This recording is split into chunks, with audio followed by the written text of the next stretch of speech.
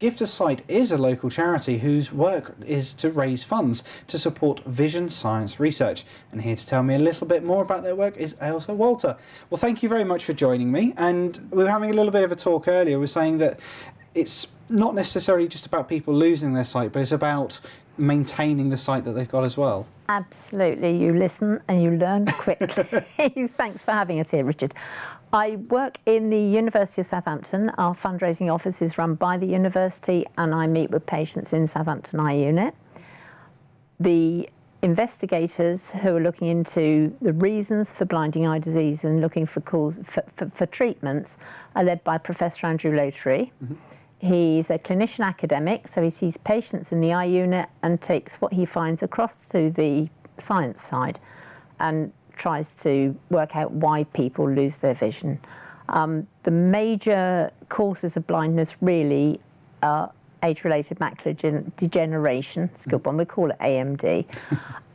Glaucoma, which if it's not diagnosed, you can lose sight and you just don't get it back, whereas at least with AMD there are treatments available if it's caught quickly enough. We do lots of children's eye research, and diabetes. Of course, is an increasing problem. Is known to cause other medical problems, but maybe sight is one that's less associated to it, and maybe one that people need to realise. Probably.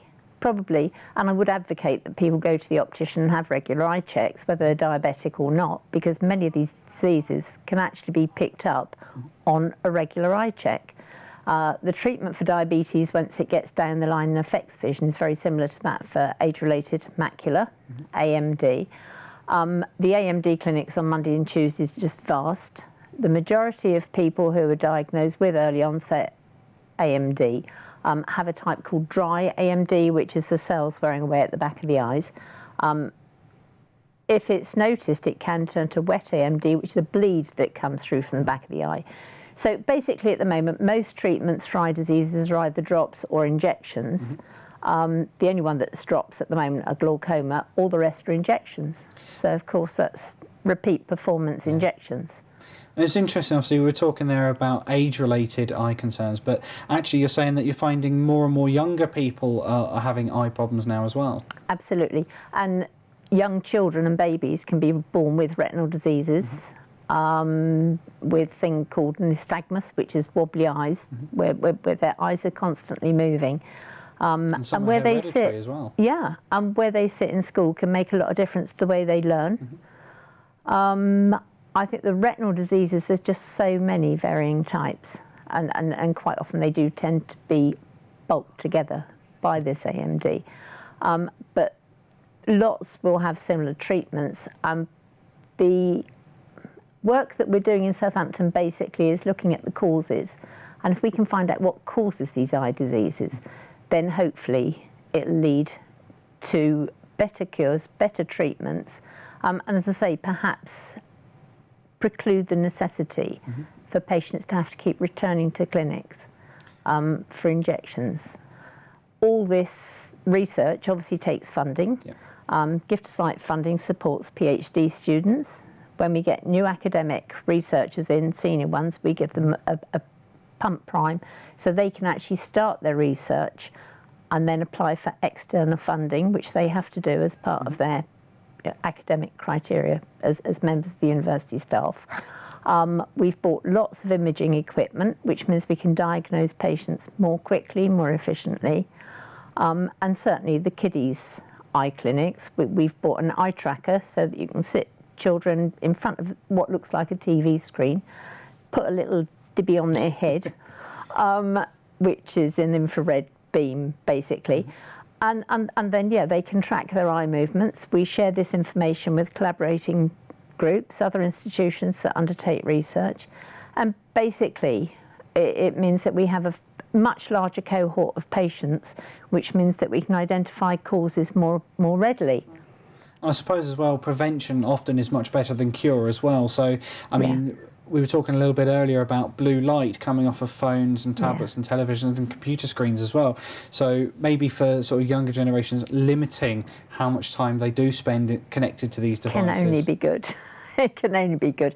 I mean, it doesn't good to go out and play football and marbles, doesn't it? You know, you don't want to be stuck to the screen all the time. And I guess there's the blue light, and there is evidence that the light from these contraptions does affect vision.